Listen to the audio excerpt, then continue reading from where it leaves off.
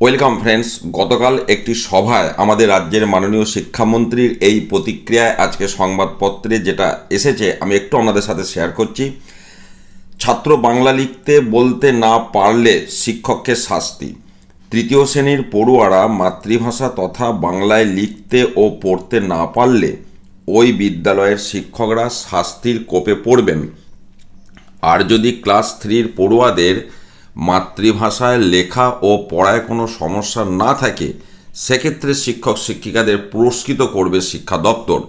রবিবার আরএসএসের শিক্ষক সংগঠন অখিল ভারতীয় রাষ্ট্রীয় শৈক্ষিক মহাসংঘের ফালাকাটা সার্কেলের অনুষ্ঠানে এই দাওয়াই রাজ্যের স্কুল শিক্ষা দপ্তরের মন্ত্রী দীপক বর্মনের। তিনি বলেন, রাজ্যের প্রতিটি স্কুলে অডিট করব। এই অডিটে ক্লাস 3-র বাচ্চারা মাতৃভাষায় লিখতে ও পড়তে পারছে কিনা তা পরীক্ষা করা হবে। বাচ্চারা যদি মাতৃভাষায় লিখতে ও পড়তে না পারে সেক্ষেত্রে শিক্ষকরা শাস্তির কোপে পড়বেন।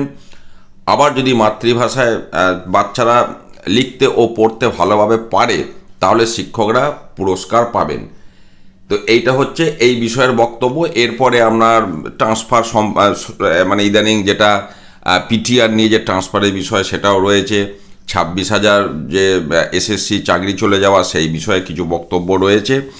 তো তাহলে বিষয়টা আপনারা দেখলেন যে ক্লাস 3-র শিক্ষার্থী যারা রয়েছে তারা মাতৃভাষায় লিখতে ও পড়তে না পারলে বা পারলে একটা পদক্ষেপ নেওয়া হবে, এমনটাই কিন্তু রাজ্যের স্কুল শিক্ষামন্ত্রী জানিয়েছেন। আমি এই বিষয়টা আপনাদের সাথে শেয়ার করলাম। ভালো থাকুন, সুস্থ থাকুন, ধন্যবাদ।